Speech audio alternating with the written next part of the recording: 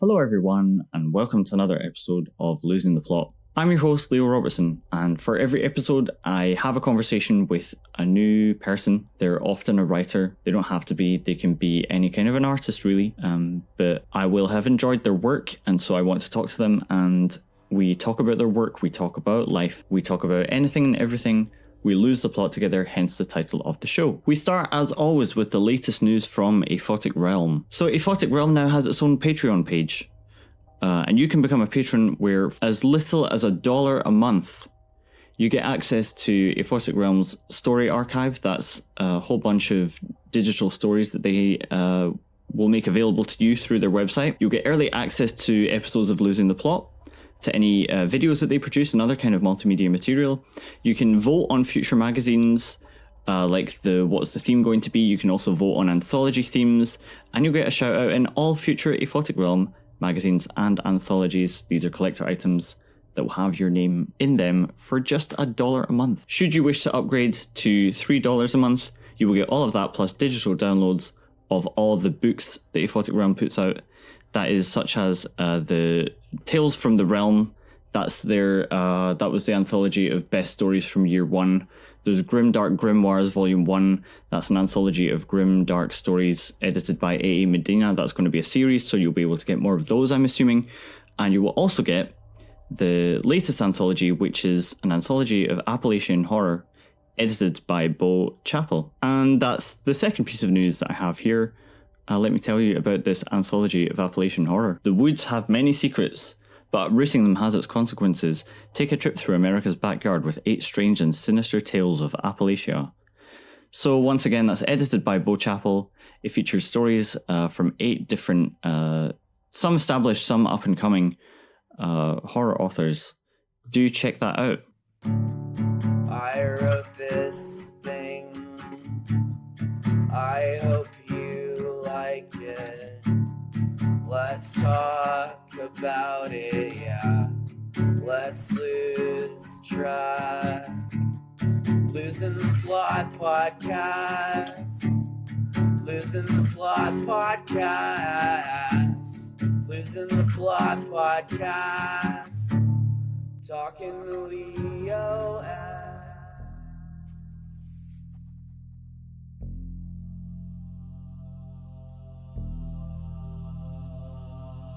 Our guest this episode is Allan Gunnels. He's predominantly a horror author, most recently of Bookhaven and Other Curiosities, which is a collection of short stories out now from Crystal Lake Publishing. This is his 10th publication. He also has The Daylight Will Not Save You, another short story collection coming out with Unnerving later in the year, and 2 novels sometime after that. He's showing no signs of slowing down, and he also just seems to keep getting better, so I hope you enjoy our chat. I hope you will check out his work. Here is my chat with author Allan Gunnels. Where are you calling from in the world? South Carolina, over in the United States. Cool. Is that where you're from? It is. Have you lived there all your life? Born and bred. What's kept you there? Complacency, family. I mean, my husband and I sometimes talk about moving elsewhere, but you know, we live in a nice area. There's a lot going on here. We like theater. There's a lot of live theater in the area where we live. We're close to the mountains in North Carolina that we can go up there and hike, and so I do hope to explore a little more later in my life, but so far, yeah, South Carolina's been it. Okay. What about holidays? Where do you go? Our favorite vacation destination is just down in Georgia, Savannah, Georgia. I don't know if you ever heard of it. Are you familiar with Midnight in the Garden of Good and Evil? Yeah. It's that city where that all took place. Oh, okay. But it's a nice historic city with a lot of beautiful homes and a lot of great restaurants and shopping, and it's near the beach, and we go there at least once a year. Cool. Do you think... Did you go to StokerCon? Have you ever been to any of those? I went to before they split them up again, I went to the World Horror Convention the year that they had it in Atlanta, Georgia. Mm-hmm. Because that was within driving distance of me. Mm-hmm. I got to be on one of the panels and meet some cool people. So that's the only major one I've ever been to. I've been to some small local conventions that, weren't as elaborate, but I did get to go to the World Horror Convention when it was in Atlanta. That's pretty cool. Is that when you most feel like a writer? I guess I most feel like a writer when I'm actually sitting here in this room writing.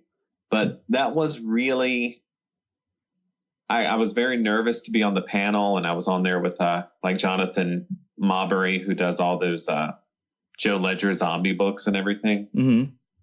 And I thought I'm not going to have anything to say, but yeah, I was pretty relaxed. I said some things that were semi-intelligent, made some jokes that made people laugh. So I was worried I wouldn't feel like I belonged there, but once I was up there, I pretty much felt like I belonged.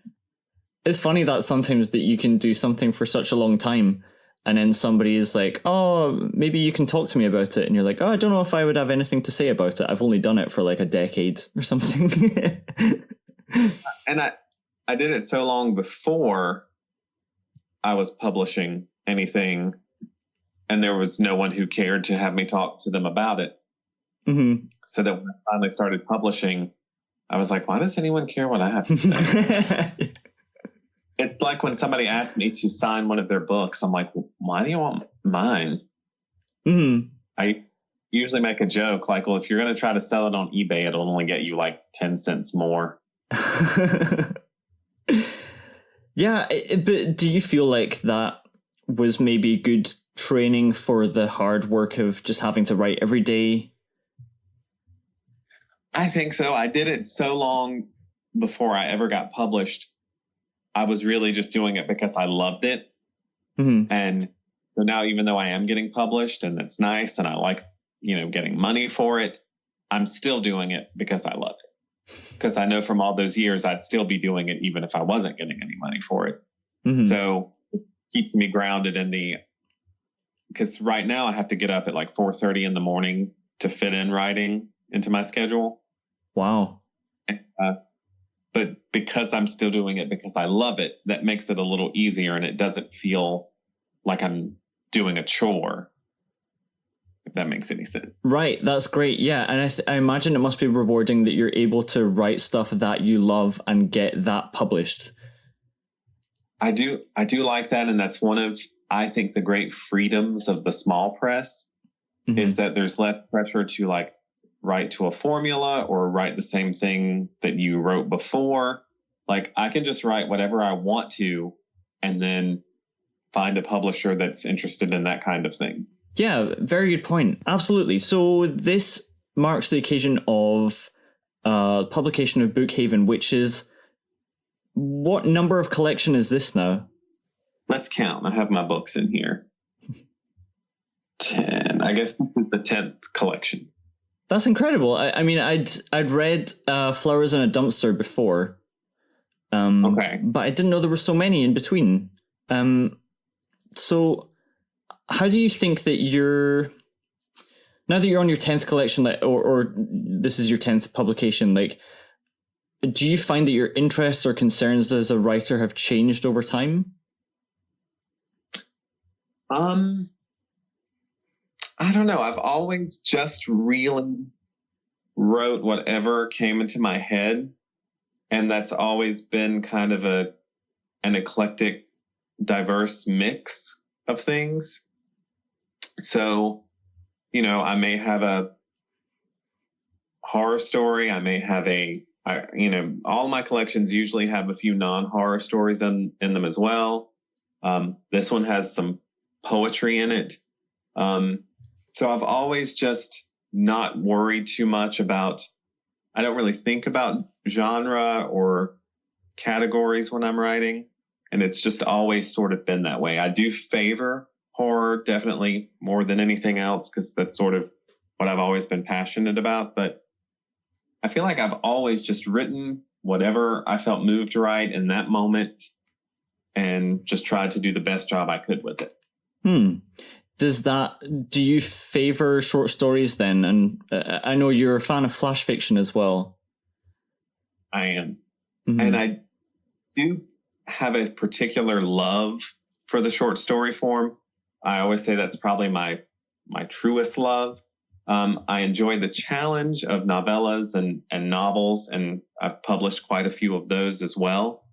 But short stories are what really, I feel like I have a natural instinct for them, and they are what probably brings me the most joy, which is why I have literally hundreds upon hundreds of stories. And I actually have another collection coming out this summer from Unnerving Press called The Daylight Debut. So, and that even, I still have plenty more that I've never published anywhere.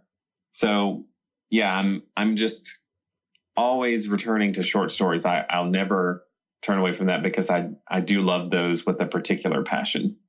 Where do you think that the passion for horror comes from? I tried to answer that question earlier this year. I had the opportunity to do a TEDx talk, and I did it on, the title was How I Learned Empathy from Watching Horror Movies as a Child.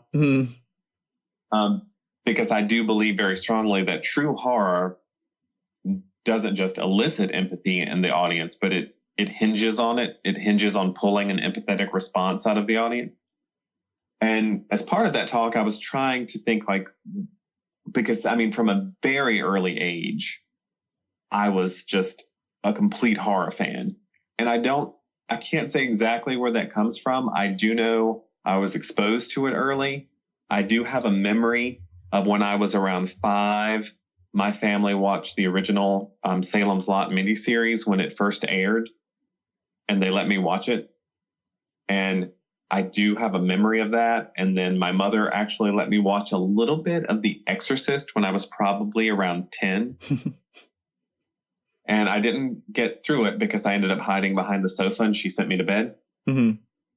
But there's something about it, really, more than other stuff I may have watched at that time, it got a visceral response out of me and got my adrenaline pumping, and it stayed with me long after I saw it. And that sort of thing, I think, kind of made me addicted to it. And so all my life, that's, I like other genres too, but that's the one I always come back to.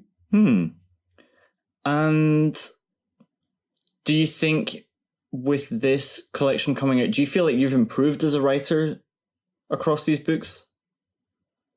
I do. I look at some of the earlier stuff I've published and I'm proud of it, because I'm actually proud of everything I've ever put out. I won't put something out if I don't feel proud of it. When I look back at the early stuff, it's definitely more rough around the edges. I was still, learning stuff about structure. And when I look at something like, Bookhaven that's out now, and look at some of the early work, I definitely see that I've gotten more polished. I've learned more about, structure. I've learned more about pacing.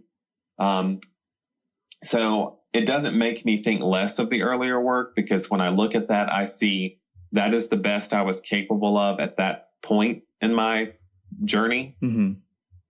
But I definitely think that I have gotten better and more polished along the way. And do you have stories that, you talk about just writing what's in your head at the time. Do you have stories that you have saved until you've built up the skills to write them? I actually have. Particularly last year, the last half of the year, I had just finished writing a novel, and I had written several novels and novellas in a row. And I realized I hadn't been writing a lot of short stories, which is, as you know, what I love. So I was jonesing for it. So the last 6 months of last year, I dedicated to nothing but short stories. And I had all these ideas that I had been carrying around in my head for years. In some case, many years. And and I felt like I was at a place that I'm ready to write these now. Like, they've been gestating. Maybe I wasn't quite ready. I didn't feel I had the skill to get it done.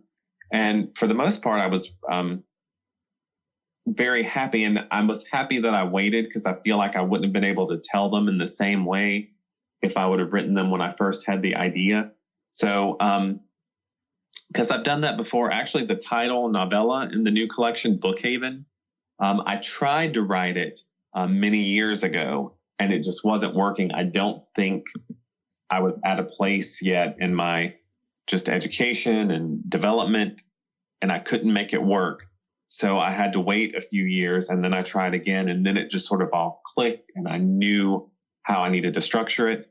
So sometimes you do have to wait for you to catch up to the idea you have. How do you feel about leaving a project? Like, sometimes you're in the middle of a project and you're like, I don't think I can keep writing this, but do you push ahead to write something every day? Do you find that that's important, and that if you take a big break in the middle, that it, like, you lose the flow of it? Or how does that work for you? I'm sure it works differently for everyone, but for me, there are several books that I have that I've stopped in the middle of and come back to later, in some cases years later. That's not always the case. Sometimes I get an idea and I go straight through it. But I'm not above, if I'm writing something and it feels like it's not working or it's getting stale, I'll break off from that and I'll work on something else. Sometimes it's just as simple as taking a few days to write some flash fiction that can sort of get my mind, turned a little bit. Especially flash fiction, it gives me a sense of accomplishment, because I can usually write a story in a single sitting. So I feel like, I've got something accomplished, and that sort of clears my head to go back to the work. Other times, I've stopped halfway through a novel, put it aside, written an entirely different novel, and then come back later. And usually I look back over what I've written, and sometimes it's just a matter of I needed that time to figure out some solutions to problems I couldn't figure out at the time. I don't have anything that I stopped in the middle of right now that I haven't then gone back and finished, though.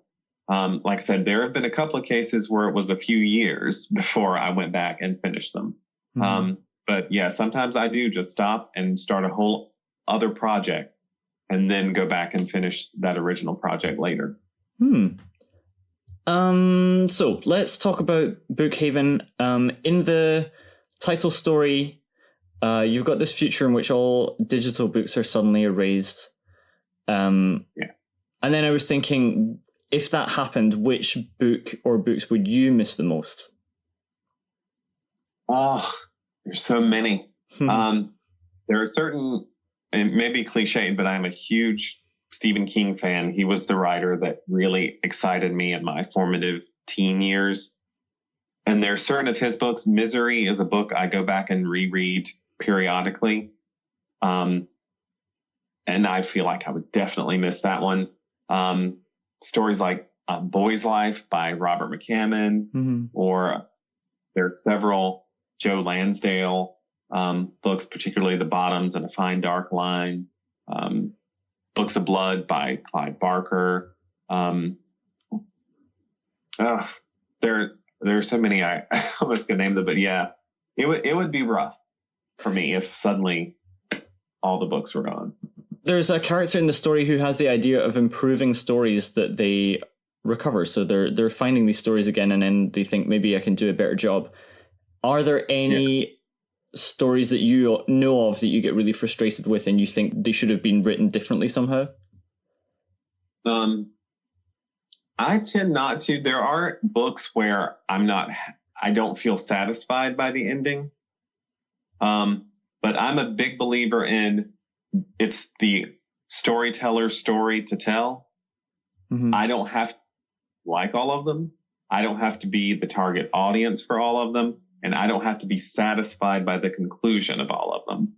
but it is the story that the author wanted to tell. If it's the ending that author wanted, I tend to have respect for that. So even if it doesn't work for me, I can still respect it if I feel like that is the story that author felt compelled to tell. The only time I would get frustrated is if, for instance, if in an interview I heard a writer say they had to change the ending to satisfy their publisher but weren't really happy with it. Because I've heard some things like I think Nancy A. Collins had talked about a novel she did called Tempter that they wanted her to change to fall more in line with her earlier vampire works. And she sort of did it against her will. Like that sort of thing frustrates me because then I know I'm not getting the author's vision. But again, if I feel like I'm getting the author's genuine vision, even if it's not the way I would have wanted the story to go, I can respect the author for telling the story they wanted to tell. In this same story, there's lots of other texts mentioned. There's things like Romeo and Juliet, Alice in Wonderland. How did you choose which text you were going to reference? Were they favorites of yours, or were they ones that you thought readers would think were popular? Well, that's a good question. And a lot of the times it would just be, for instance, with Romeo and Juliet, it's just what is the most probably recognizable story with the tragic ending that somebody may want to change. And I immediately thought of Romeo and Juliet. I threw Alice's Adventures in Wonderland in there because that was the first book I ever read for pleasure. Just as a child on my own, just for the sheer joy of reading it. My sister actually had a copy that she'd gotten from the library that she left lying around. And I picked it up and just got completely swept away in it. And so I definitely wanted to work that in there because in some ways the novella, it's my attempt to talk about the joy of books, the joy of reading. So since that was the first one that really put me in touch with that, I definitely wanted to put that one in there. How would you define how you read now? Is it mostly for pleasure, or are you also studying things? I'm still very much a pleasure reader.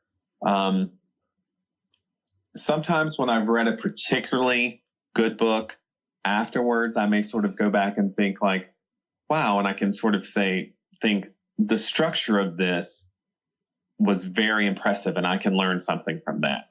Or their use of character or dialogue, or the way they did this twist. But when I'm actually in the midst of reading it, I'm not really super aware of any of that. And I think the best books make you not aware of any of that. So anything that pulls me out of the story to think, interesting how they structured this, I'm not a fan of because I don't want to be pulled out.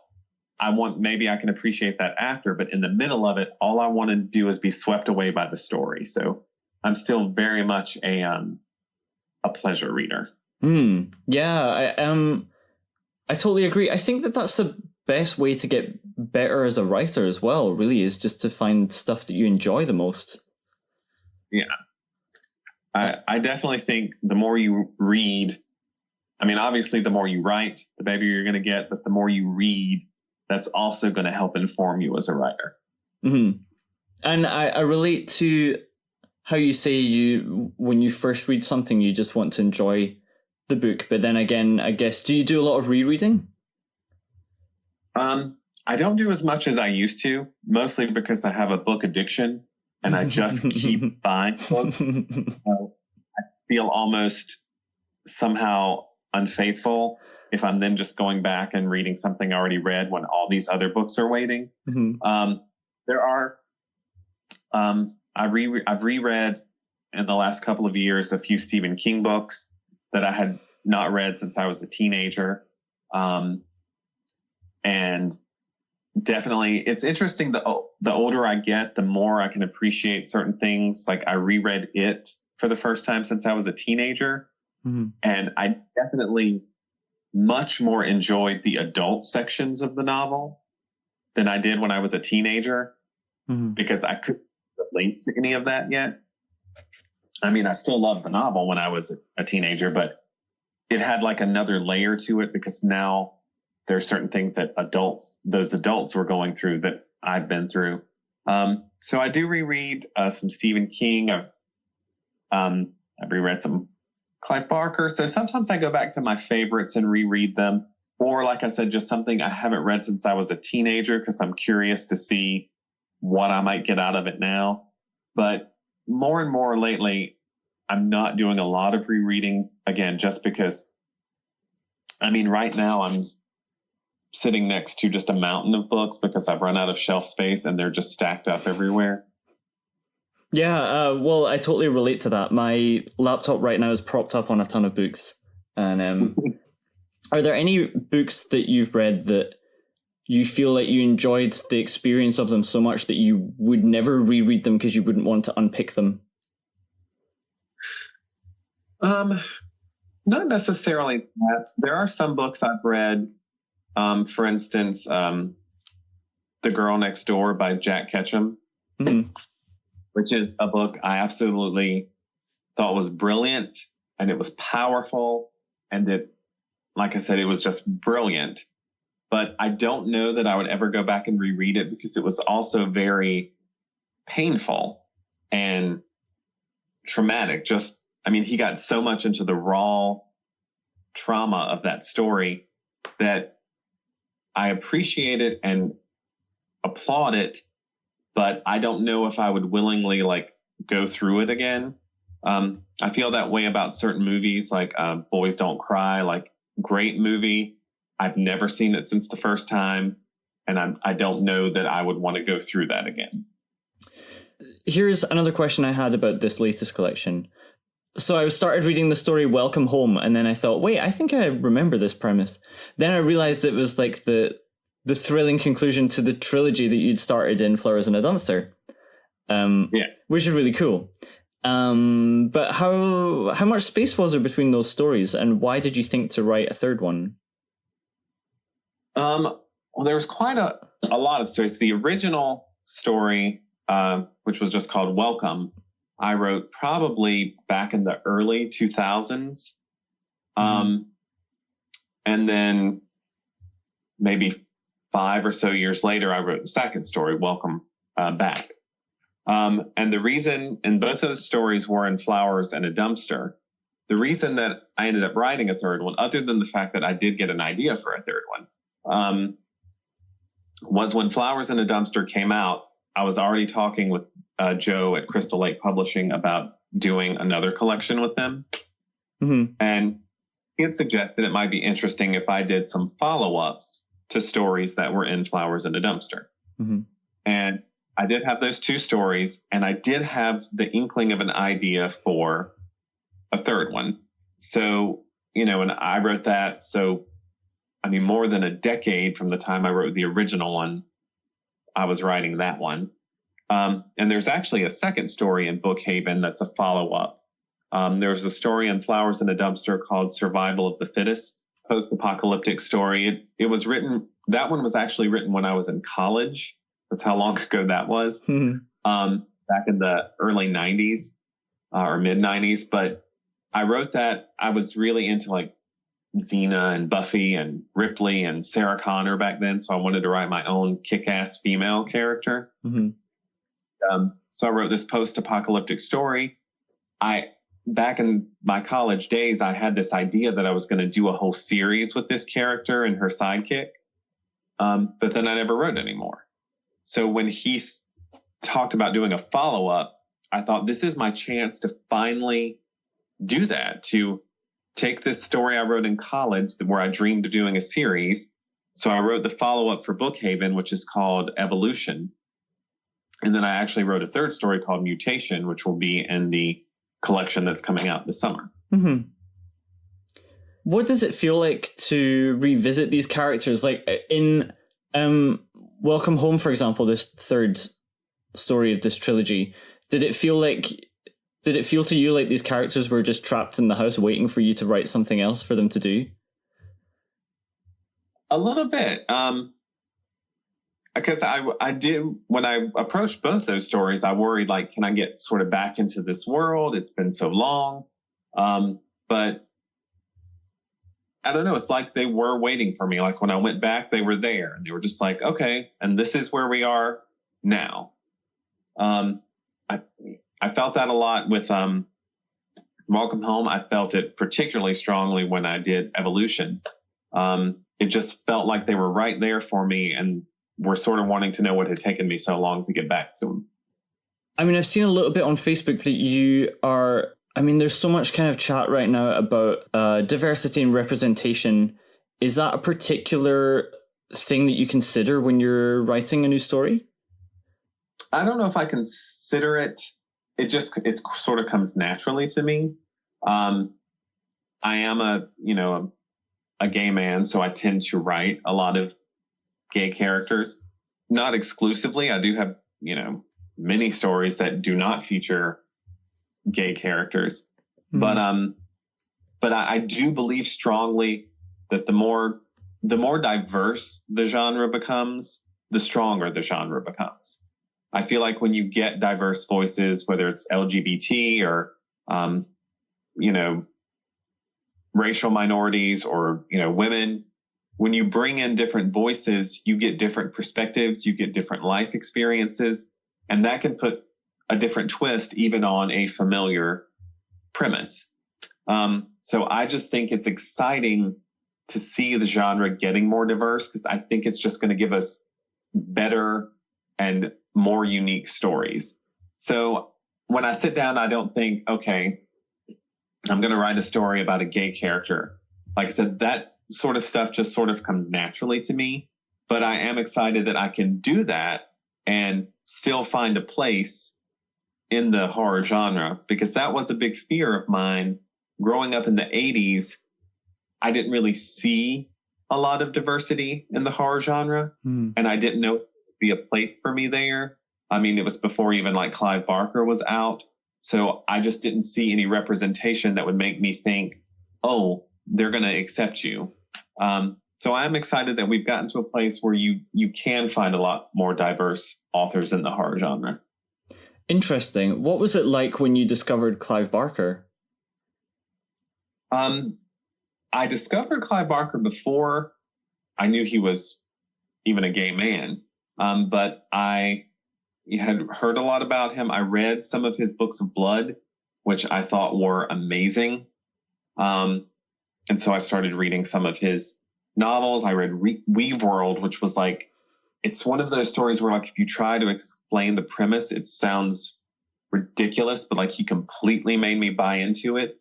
I really strongly fell in love with him. And then in the early 90s, when he really came out publicly, it was exciting to me. Also, he released a novel around the same time called Sacrament, which I think was his first novel that had a gay male as the lead character. Some other ones had them in supporting roles. And it was on, I think in the back cover and his bio, it mentioned that he lived with his lover. And like, it was very exciting for me because I'm like, here's a author with a major publisher, a mainstream release. He's out. He's got a gay male lead. The biography doesn't hide from it. And that was an exciting time for me because it felt almost like I could see a door opening and like maybe I do have a shot to get in there. What about the idea of a community in general, like horror writing community, for example? Do you think that's a thing? Are you a part of that? I sort of feel it now because I'm not able to travel as much and I haven't been to as many conventions as I wish I could go to. I feel like, when you see a lot of those pictures from the recent Stoker Con, there are those people who get to see each other at all the cons and have bonded.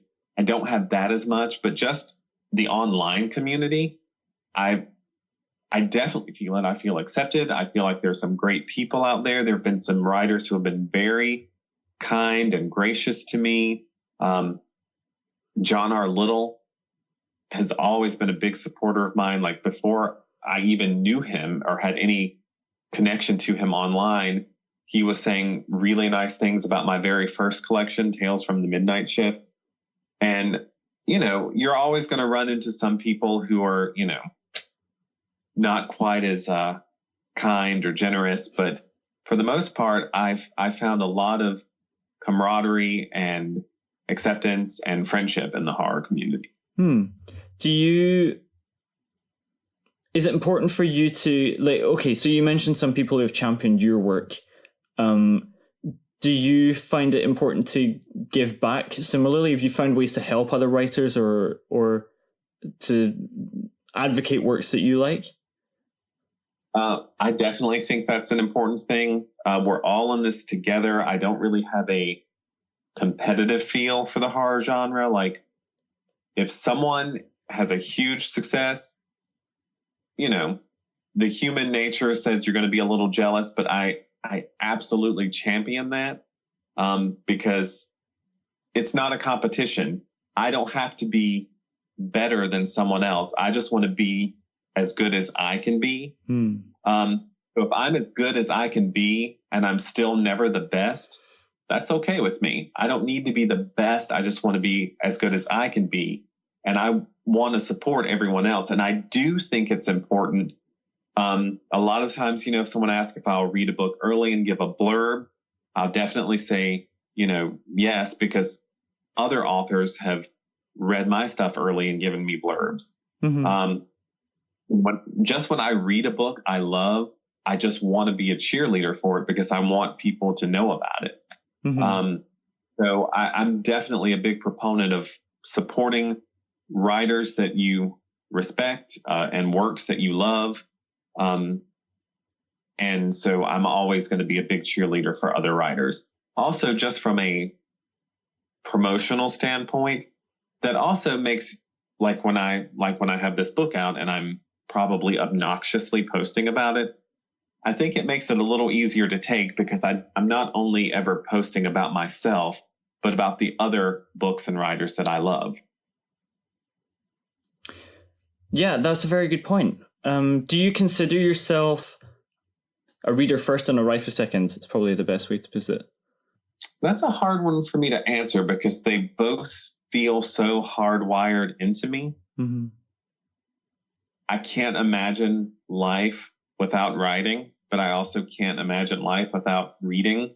And I feel like they're both just wrapped up in a general love of stories. I just am in love with stories. I'm in love with reading good stories. I'm in love with writing good stories. So they're both very sort of intertwined for me. I guess if I had to say which one I feel more strongly, I guess I feel like a writer is just an innate part of who I am. And if I don't do it, and there was a period of time after college where life stress got in the way and I wasn't really doing it, then I don't feel complete. So I guess writer does come first, but both of them are just very much a part of who I am. Great answer to a question I just sprung on you. So those were all my questions. Is there anything that you think we should have talked about or anything you want to let us know about? I think that's it. I mean, Bookhaven is out now, and I do have that collection that's coming out probably end of August with Unnerving. So I think I got all that in. Yeah, and, cool. I'll have a couple of more novels, 2 novels that I've sold to Crystal Lake Publishing. Those don't have release dates yet, probably sometime next year. Wow, excellent work. Looking forward to it all. So there you have it. That was Mark Allan Gunnels. Bookhaven and Other Curiosities is out now with Crystal Lake Publishing.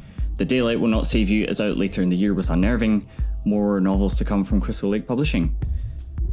If you are a reader, writer, editor, anyone with anything you want to tell me about this podcast, you want to come on the show, whatever it is, you can always get in touch with me using losingtheplotpodcast-at-gmail-dot-com, and I look forward to hearing from you. But that's all from me for now, so thank you for listening, and bye-bye.